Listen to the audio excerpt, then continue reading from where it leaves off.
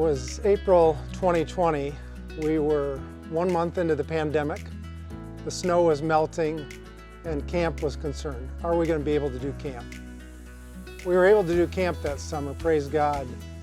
But what was most unique and remarkable was how COVID helped turn into something positive, which was the campers kept coming to me and saying, Todd, we've got to keep doing this outdoors.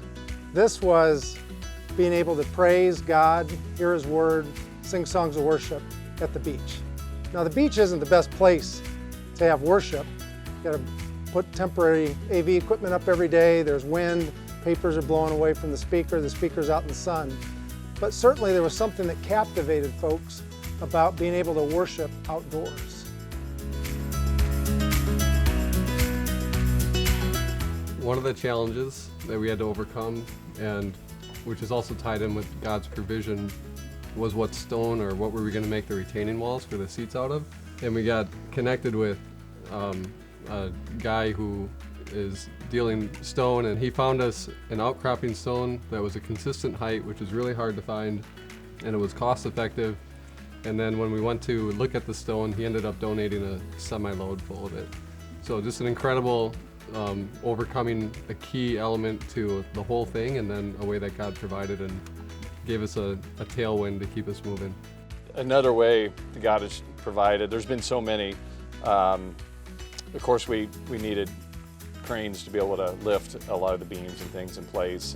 I had it scheduled, I had a crew from out of town, had all the labor arranged for us to finish the beams, and the crane operator called me around 6 o'clock in the morning and was sick and said he couldn't make it. I got right on the phone and started calling, but in the Northwoods, not a lot of companies that do the crane service, and thought maybe I would have to cancel, but made a call, and within about an hour and a half we had another crane agreed to show up and be on site, and so it just doesn't happen, right, in the Northwoods. And so to me it's evidence of how God has had things arranged, and he knows the end of the story.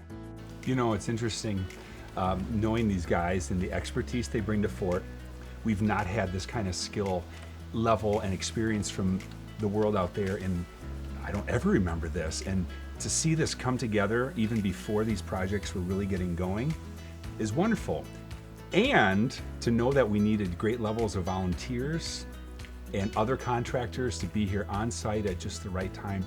I watch from the outside and say, this is truly awesome to see this all come together. Gifted people still needing the Lord's help to complete the work, and He did it. If I think about what have I seen here, there's been so many stories of how God has provided, but the story underneath that to me is how God continues to move in people's hearts. 25 years ago this summer, we were invited to camp by our neighbors who had just come to Fort for the first time. We've had so many rich memories over that many years. But it was a passage that we were discussing that's marked in my Bible from John 4:23. But the hour is coming, and now is, when the true worshipers will worship the Father in spirit and truth. For the Father is seeking such to worship Him. God is spirit, and those who worship Him must worship in spirit and truth. It is my desire that God is worshiped in spirit and truth through this place that's set apart, consecrated for Him, that many campers would come to know Him through the opportunities to hear His Word, sing songs of praises, and that lives are impacted for eternity through this place.